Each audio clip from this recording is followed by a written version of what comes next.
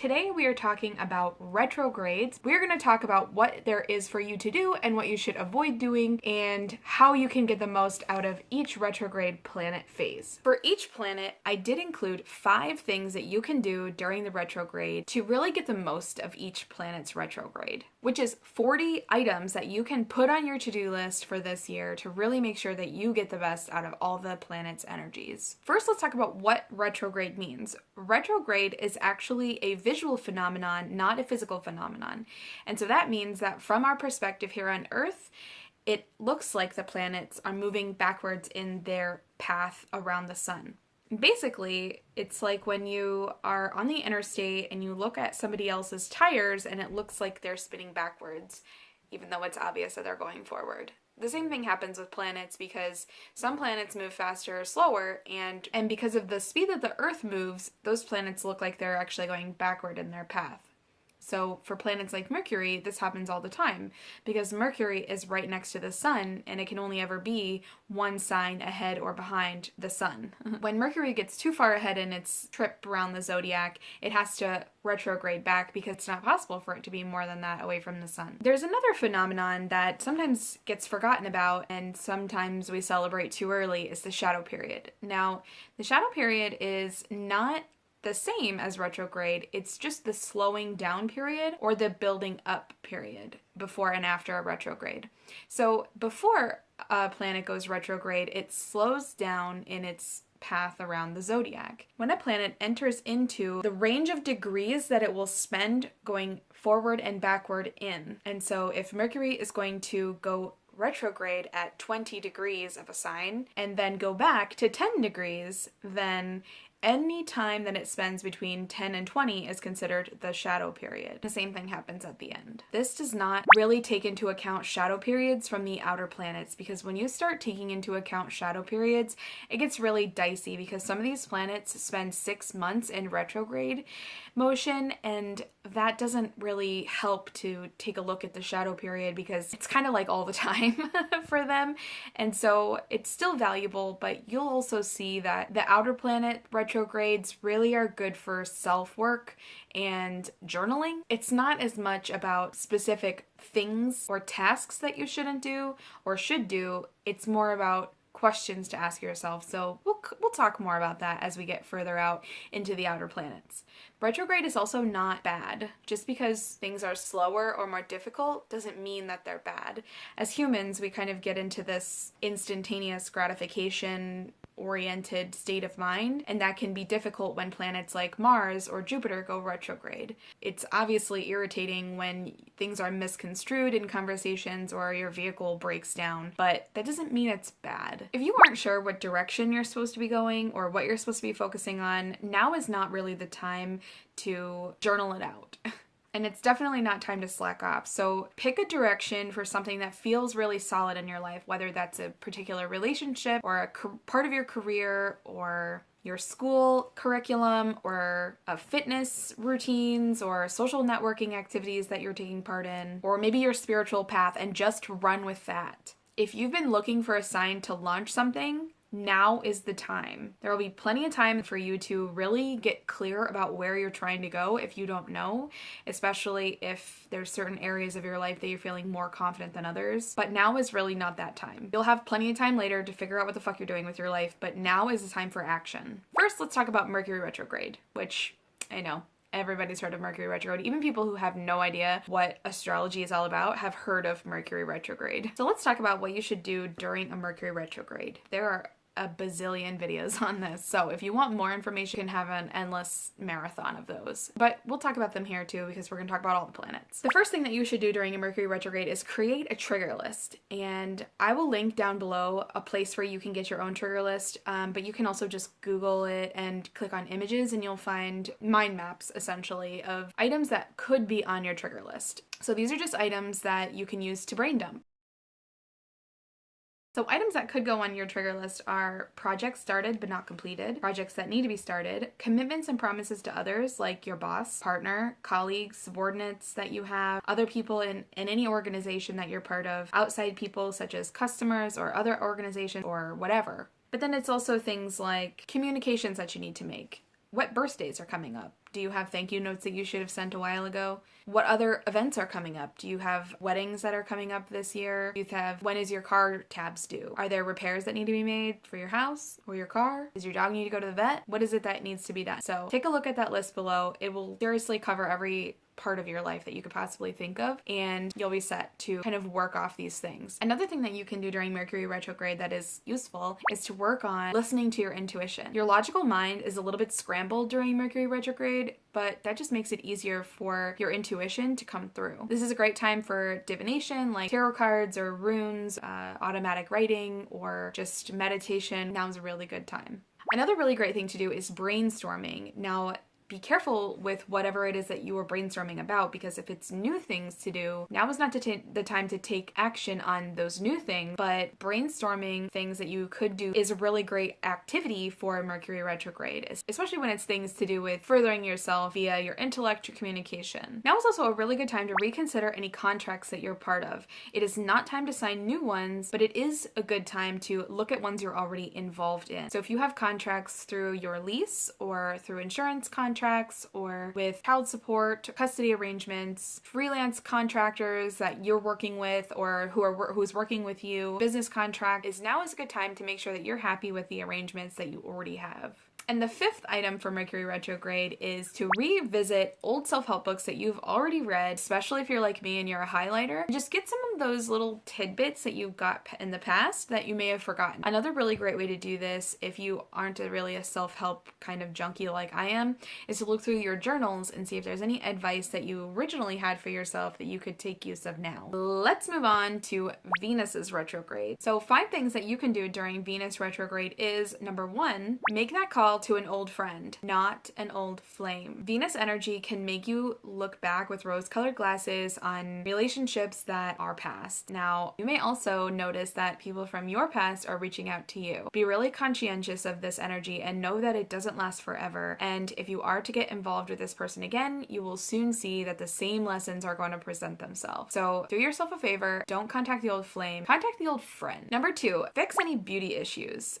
Venus rules beauty, and while you shouldn't get new hairstyles or try new beauty treatments, it's a really great time to kind of touch up old ones or take care of any routine things. Like maybe you have to touch up a tattoo, or maybe even covering tattoo, or fixing hair that you botched, having routine waxes and things like that done. You can also declutter or reassess your current decor. Now, this is not time to remodel your home or to do any permanent things, but if you want to just reassess what you're currently doing, this is a really great time, especially if you can undo it if you ever change your mind. Decluttering is almost never a bad idea. Lighten the load of your home and just get rid of what you don't use, and especially what you don't love. Venus also rules money, so number 4 on this list is to check out your finances. Now is a really great time to go through all your subscriptions on your bank account and see what it is that you're paying for, especially things that you don't really use that much. If you aren't using Netflix very much right now, get rid of it. You can always get it again. If you have 3 Audible credits, then maybe it's time to suspend it. When you run out of credits, you can always get it again. If I figure out where are you wasting money, save it or spend it on something that you like more. Venus wants you to be happy and to take your luxury seriously. So if you're wasting money, Venus retrograde is a great time to check into that. Number 5 on this list is my personal favorite. Let's go thrifting. I love thrifting, and Venus will usually bring some really great stuff to you during Venus retrograde. People are going to be getting rid of the stuff that they've already decluttered, and it might just be perfect for you. The circular economy is a really great place to find really awesome stuff at a cheap price.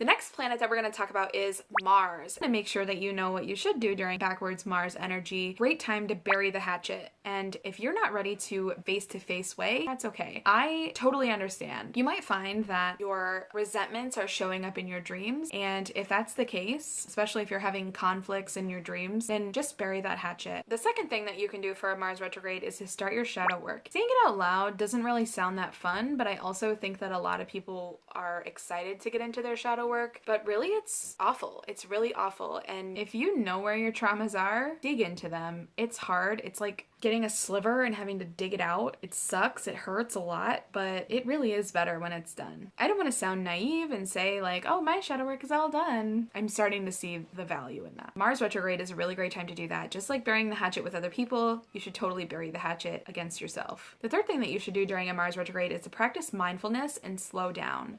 Mars rules accidents as well as things like blood and sharp objects, and if you're not careful, you could get into some accidents. I did notice that I did get hurt a lot more, and they were mostly just small things, extra slivers, cut my finger with a knife, or stub my toe, or whatever, and most of it was because I wasn't paying that close of attention. If I was to slow down and practice more mindfulness, maybe I wouldn't have had quite so many small injuries that were just kind of headaches. The fourth thing that you can do during Mars retrograde is practice compromising. The best way to do this is with one-on-one relationships. If you have people in your life that you really care about, but you notice that you are kind of always winning, or maybe you're never winning, bring compromising up. Make this an action. Mars loves actions.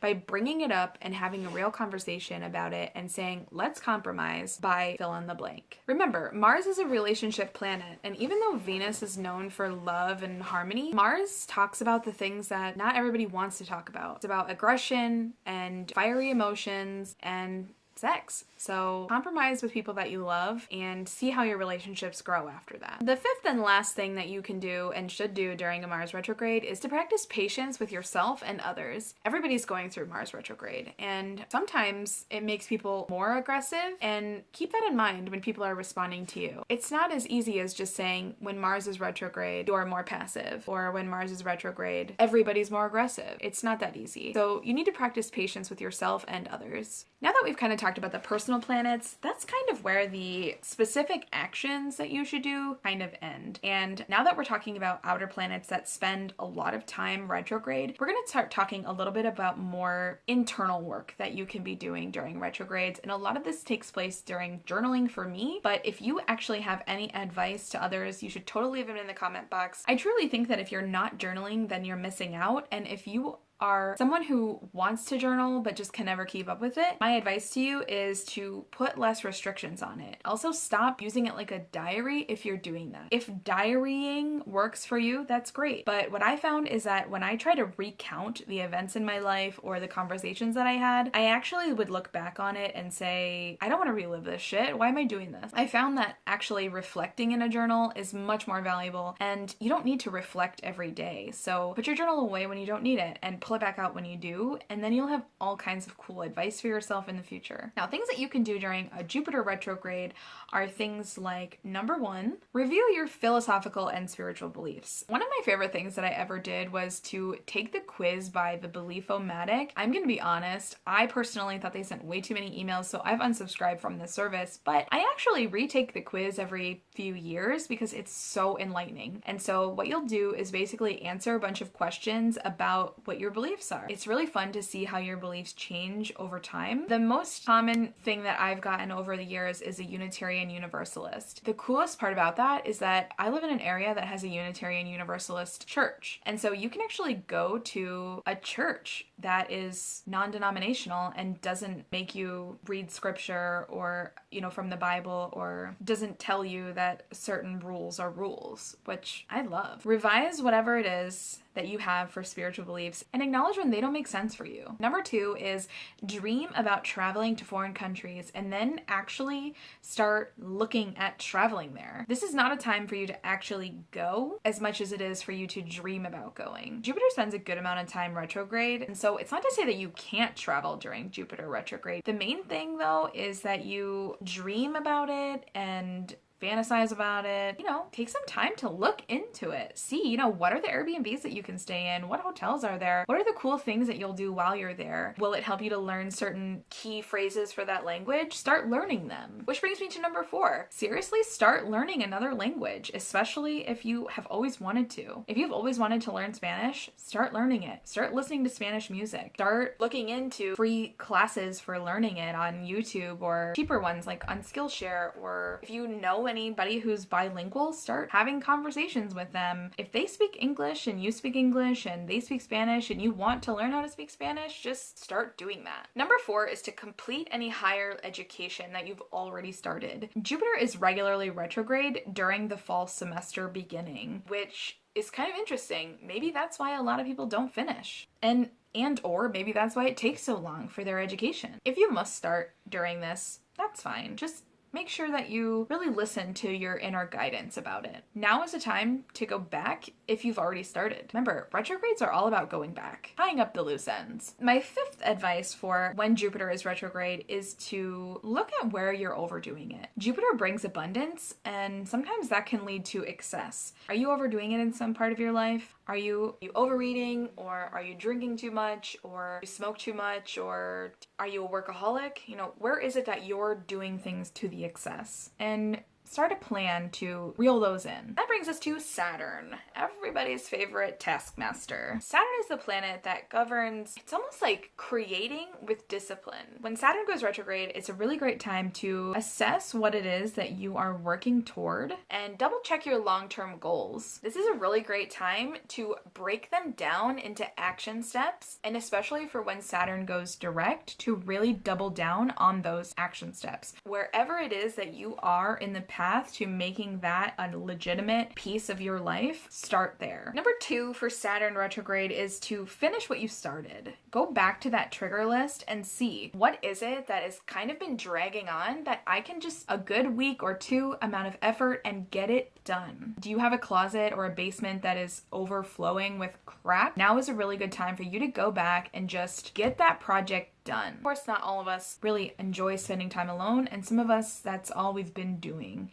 Really get to know yourself and figure out what it is that you like to do. Saturn likes for you to look within and be serious about what it is that you're doing. If you don't take yourself seriously, you may not go anywhere. And even though it doesn't really feel like it, Saturn loves you. Saturn is like the father who only wants the best for you. You're not gonna fuck off and get ahead, and so Saturn wants you to really buckle down and move forward from a really secure, stable place. And loving and embracing yourself is step 1 in that process. Number 4 for Saturn retrograde is to double check your bullshit at the door. What karma do you have that you need to unravel? This could be from past lives, and it could be really deep. Some ways to uncover what that is how do you self-sabotage? And better yet, how do you abuse yourself? If you can answer those questions, then you can figure out what your karma is. Take Saturn retrograde to figure out what bullshit do you keep repeating and how do you abuse yourself? Number 5 for Saturn retrograde, and the last on the list, is to make sure that you want to keep all the responsibilities that you have. What is it that you wish you didn't have to deal with on a reoccurring basis? Take the steps that are possible to undo the things that you don't really want to do. Like, do you really hate your part-time job? Really hate your full-time job? You have a reoccurring date with a toxic friend who needs to go. What is it that needs to stop happening on a reoccurring basis for you? Saturn wants you to stop taking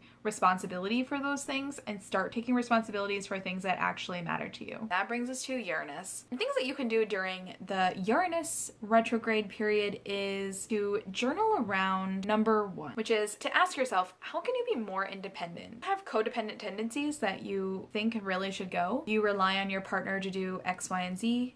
Or a parent? In what ways can you become more independent? Number 2 is what humanitarian effort or activist-oriented position can you take in your community? Who can you support for the next, 3 to 6 months? Number 3 is what issues do you need creative thinking to solve? Uranus is very oriented towards shocking and out-of-the-box behaviors, and so having a creative brainstorming session to solve some of these problems can be really beneficial with Uranus's backward energy. Number 4 is where do you crave freedom? Is it in your career? Is it in your fitness routine? Is it with the relationship that you have? A living situation? Do you want to be nomadic? Where is it that having a more free-oriented lifestyle feels like it would really benefit you? And number 5 is what communities are you tired of, and where can you find some new ones? Do you have groups on Facebook that you're just really tired of the same old bullshit that comes through them? Or is it your church group, book club? Where is it that you're just tired of dealing with the same old thing? Where can you find new ones? Is there any activity that you like to partake in that has a group associated with it? What do you like to do? Do you know anybody else who likes to do that too? Maybe you can start your own. The next planet that we should talk about is Neptune. We're just gonna keep this one kind of short and sweet, but here are some ideas that you can use for taking advantage of Neptune retrograde. Number 1 is to start a dream journal.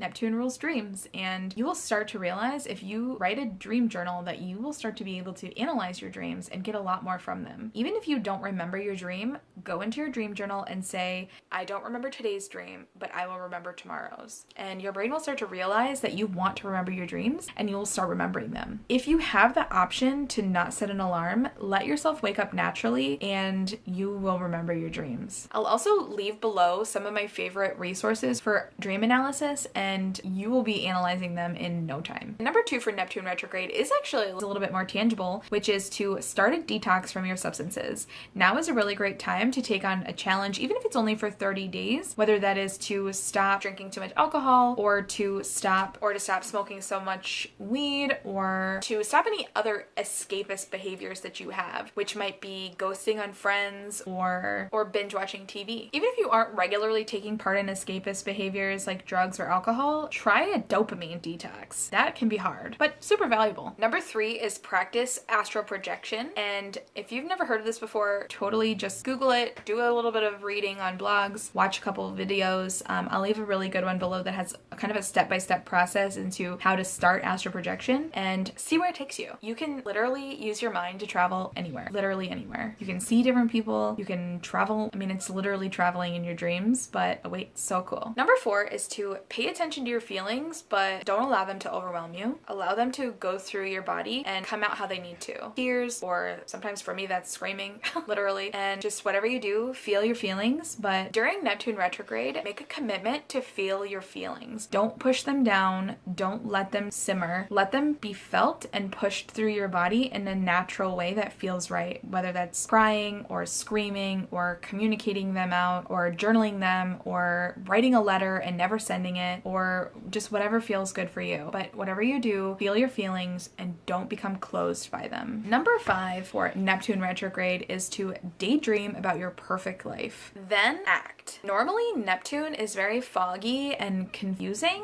but when Neptune is retrograde, this is actually a really good time for you to get clear on what it is that you want and then start to act upon it, especially because once Neptune goes direct again and it becomes more confusing and diluted, not diluted, but diluted, then you'll already know where you're going, you'll already know what the action steps are, and you'll already be a rock in motion. Finally, we've come to Pluto. What you can do during Pluto retrograde is, number 1, start going to therapy. And to be honest with you, I think therapy is really valuable for anybody, and I don't think that you need to have any kind of real reason to go to therapy for it to be valuable to you. Going to therapy is absolutely on my list of things that I want to do in the next few years. Number 2 is to see a psychic, astrologer, or a tarot reader. Pluto does rule the occult, and when Pluto is retrograde, it's a great opportunity for you to go and get some real valuable insight from professionals. And of course, for you yourself to take up a new practice, whether that is numerology, divination of whatever kind,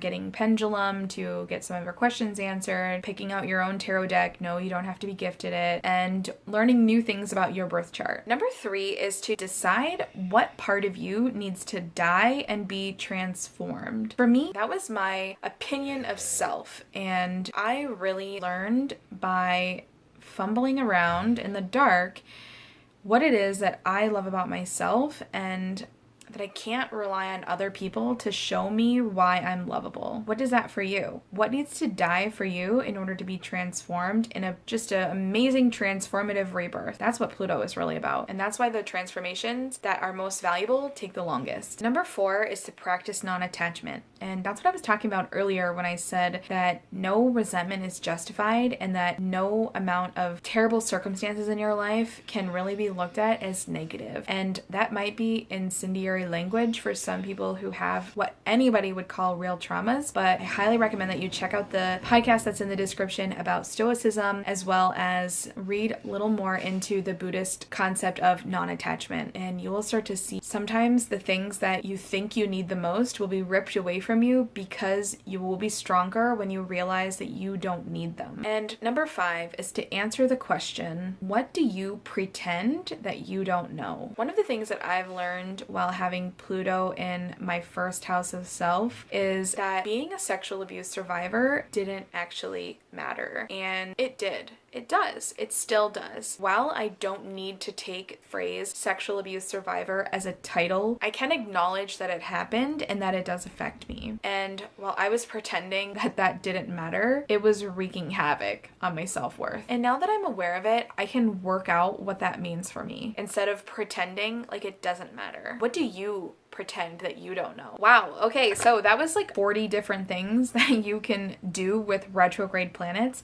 Take that opportunity to journal around getting really clear about what you're trying to do.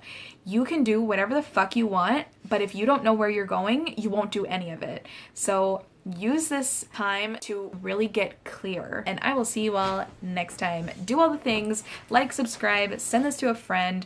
Until next time, later, Gator.